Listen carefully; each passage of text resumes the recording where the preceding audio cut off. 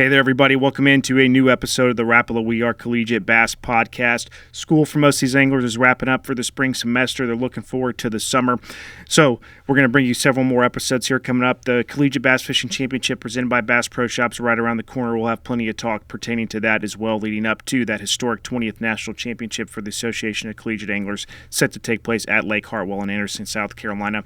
However, today's show, Brody Robison and Peyton from the University of Montevallo, they're ranked number one in that Bass Pro Shop School of the Year presented by Abu Garcia, got the win at Wheeler Lake back in April at the MLF College Series National Championship, taking home that major victory, some major points and prestige to go with that. Brody, real quick, about a month or so removed from that National Championship victory, you've had some time to marinate on it. What's it like looking back and knowing what y'all accomplished there that week? Oh man, such an awesome experience and an awesome opportunity to even fish for a national title and be able to take it home for ourselves, for the work we've put in over the 3-4 years we've been at the school, but also for the school of the year points reasons. It's just the amazing feeling and such an awesome experience. We'll talk more about the significance of the points here in a little bit as y'all had Montevallo teams go first and second, maximizing the potential points there that week. Peyton, for yourself, I'll give you a chance to do the same, getting that national championship title, to be able to pull that off. What is that, same question as I asked Brody, essentially, what's that mean to you to be able to be a part of that? Yeah, it means a lot. It just, like he said, after all the work that we've put in and all the time out on the water and just all the sacrifices that we've made over time. It's super cool for that all to pay off. And, for that to be my first college win, and I believe Brody's as well, that's just super cool that it was that tournament. So it was just really, really, really awesome opportunity. And I'm glad we got to experience that. Let's talk a little bit about the conditions and how y'all caught your fish that week.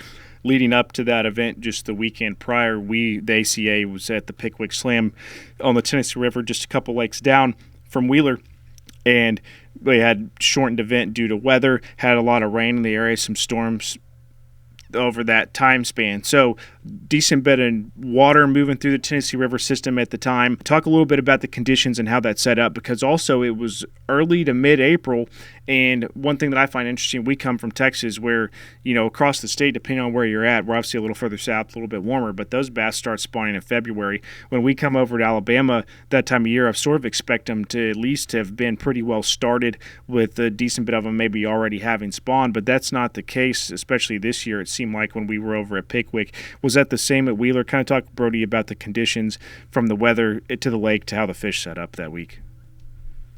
Yeah, so the weather was odd. You spoke about the storms and stuff that came through during the slam at Pickwick, and a lot of wind followed through with those storms, but with those storms brought a lot of current.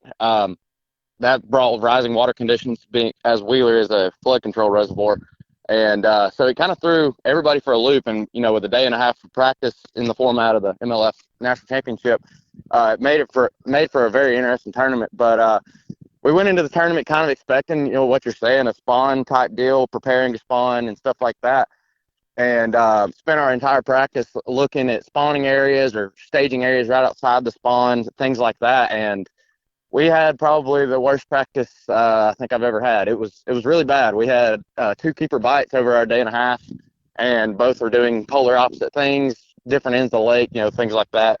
So kind of went into the tournament on a clean slate.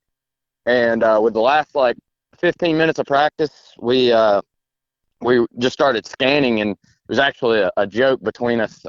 Peyton mentioned maybe they've already got done spawning. Maybe they've already slid out and started pushing into summertime mode. So jokingly, we checked a place that looked, set up for a summertime type deal, and found a school of fish that we were pretty confident that were bass, but after such a rough practice, you kind of psych yourself out and lose confidence in some stuff. So we marked it and didn't think much about it, and went back to the hotel, rigged rods, and we blasted off in the tournament. Like, well, I guess we'll start on the one school that might be bass. Rolled up and had a magical morning, caught close to 20 pounds in our first 7-8 casts, and utilized the rest of that day of tournament, knowing that 20 pounds is a pretty substantial bag on Wheeler typically, which they caught them really good. But we spent the next 6 hours of the tournament idling, just using our side scan and down scan and looking for places to fish for the next 2 days because we knew that was needed to survive 3 days of tournament fishing.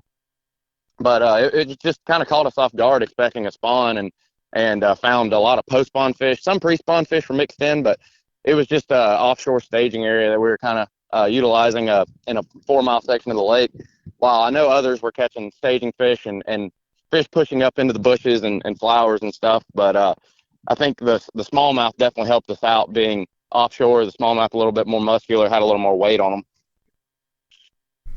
3-day total weight to win the event, 64 pounds, 15 ounces, little bit more than a 21-pound average over 3 days. Peyton, we heard Brody break down where y'all were fishing and how those bass were set up. Talk a little bit about the baits that you presented to the winning fish. Yeah, so we were throwing a jighead minnow quite a bit, not necessarily targeting individual fish out, but more so tossing it kind of blind and just letting it fall to the bottom and fishing it back to the boat where we thought fish would be, where they'd be set up. We threw jerkbait quite a bit at some of those groups and in the direction of some of the areas that the fish were setting up, just kind of humming it around and trying to cover water. And then we also threw a Nico rig as well. We had a pretty wide variety of baits that we were throwing because, like we said, we didn't really have a clue going into practice, so we kind of had a large array of baits tied on. So, but we threw a Nico rig into the groups of fish and just kind of let it sit there and soak in their face. That way, one would eventually bite it. But the last day we focused a lot with a jighead minnow. That's when the third day kind of shifted a little bit, and that was our our main bait. But the days leading up to the last day, it was a wide array of baits. I mean, we threw the kitchen sink at them. I mean, we threw everything in the boat. So. We're talking with Brody Robison and Peyton Sorrow from the University of Montevallo, ranked first in the Bass Pro Shop School of the Year presented by Abu Garcia, as we recount their victory there at the MLF College Series National Championship at Wheeler Lake.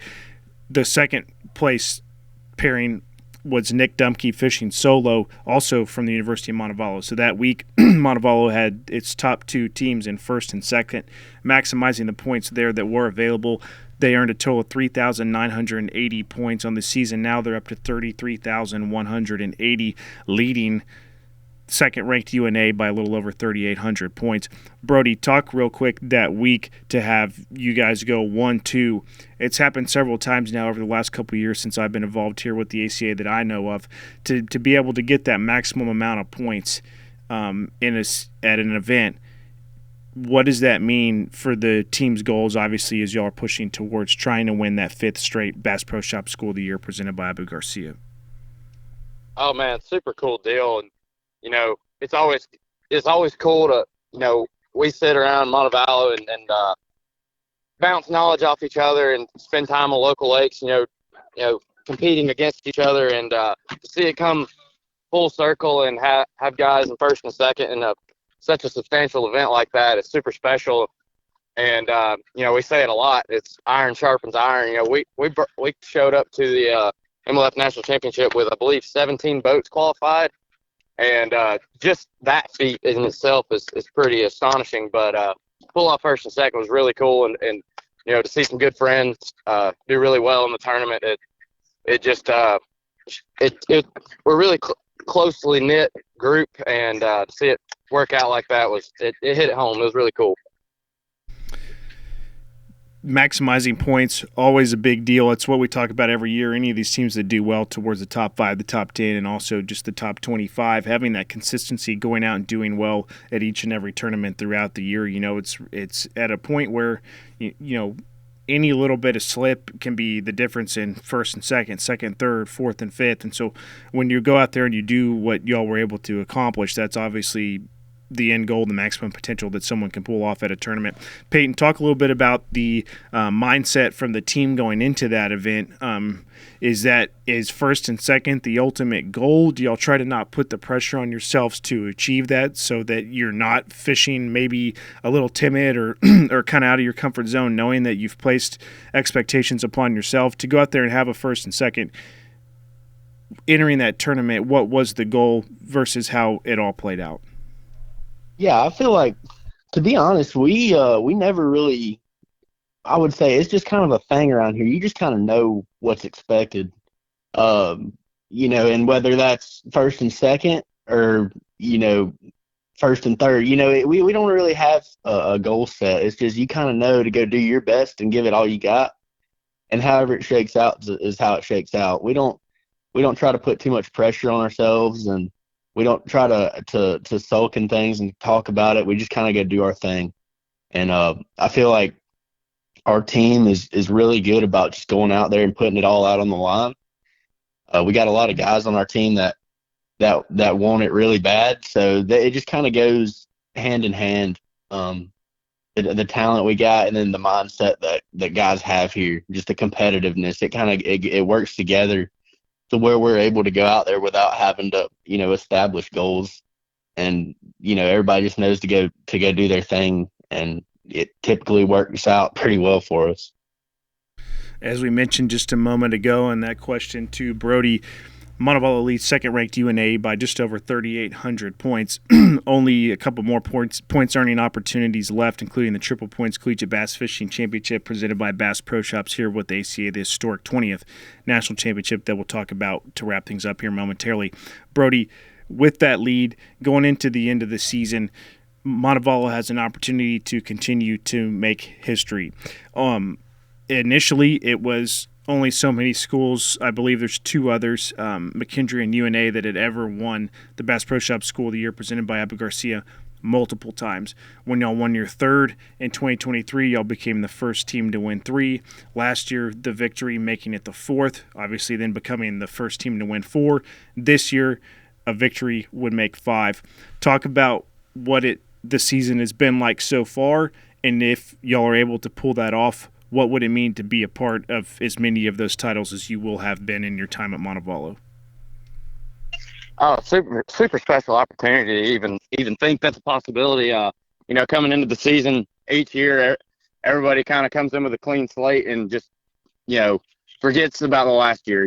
If you're dwelling on the previous success, there's probably not going to be any more. So we all kind of come into the year clean slate and just take it on like we're trying to get our first one, and that's how we're going to keep performing through the rest of the year.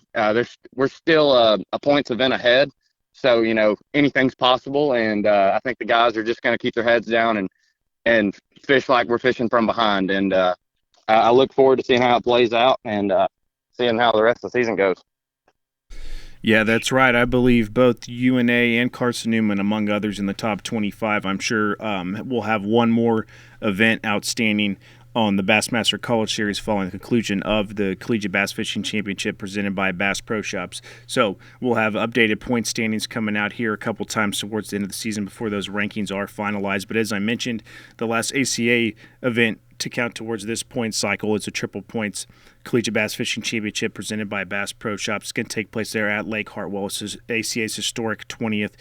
Peyton, for yourself, to be able to go out and compete in another national championship. We just got done talking about a victory that y'all pulled off there at Wheeler Lake, heading now to Lake Hartwell for our organization, the ACA, this one being the 20th.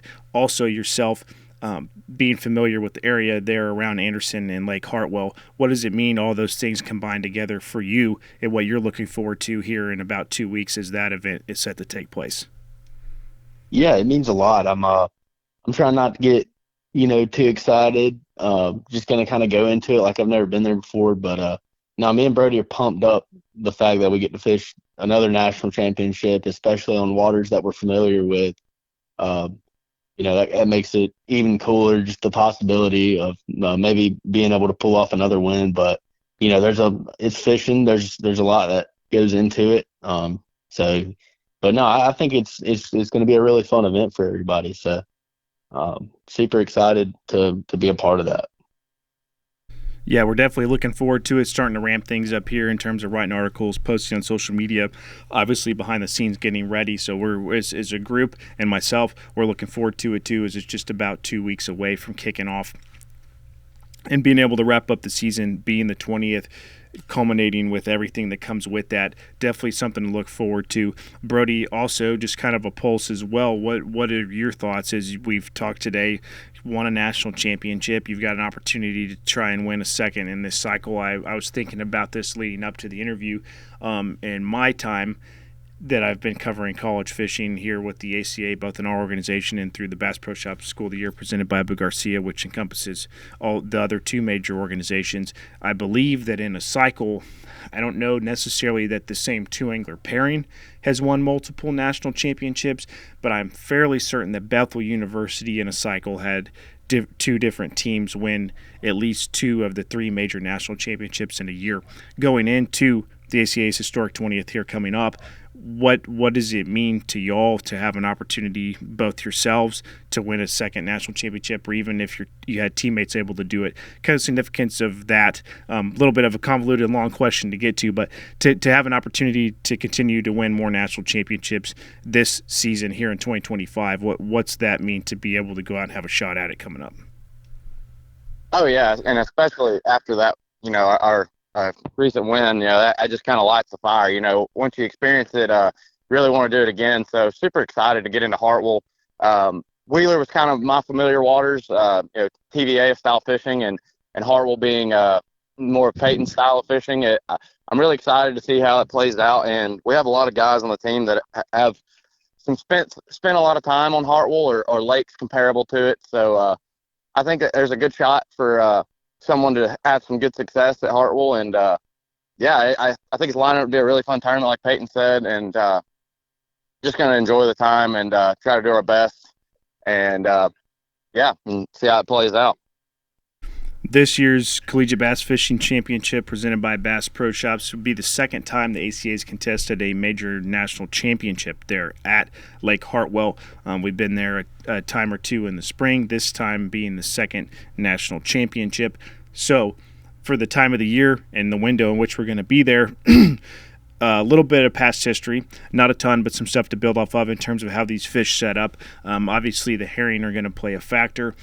Anglers being able to target fish out deep around those bait fish, off the points and bars, and maybe even just kind of out in the middle of nowhere as they chase that bait. And then also some other different things teams can do in terms of fishing docks and getting around different types of cover. Peyton, real quick, man, just a quick synopsis, some familiarity for you with the fishery. What are you kind of expecting in terms of the way that the lake's going to set up and how those fish will be positioned?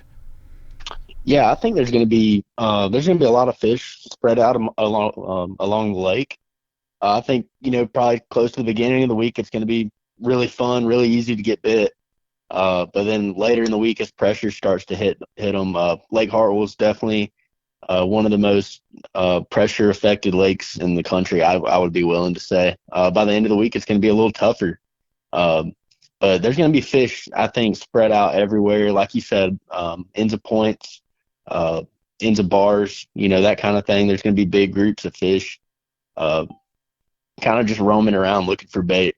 The spawn just got done about a month ago, and those fish are moving back offshore from the herring spawn that just shortly ended. So there's going to be fish definitely looking to feed up and start moving into their summertime stage, which means they're going to be in large groups. So it's going to be fun, I believe. I believe it's going to be lots of action from the guys, and I think some fairly stout weights are going to be brought to the scales.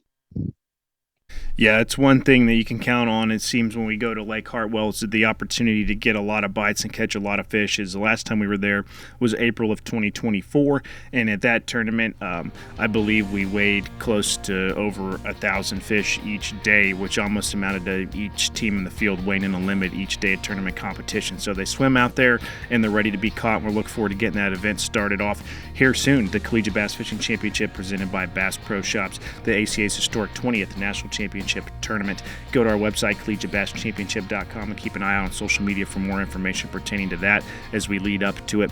Brody and Peyton, thanks for the time here today. Congratulations again on the victory at Wheeler. We look forward to seeing you all at Lake Hartwell soon. Safe travels, and we'll catch you guys there. Yes, sir. Thank you very much. Thanks, man. Thanks for having us.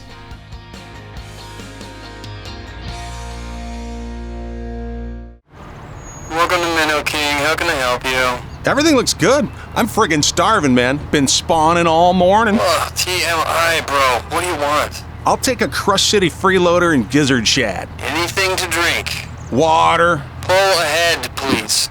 Welcome to Minnow King. We're gonna have what he's had. Yeah, throw me in a net BLT too.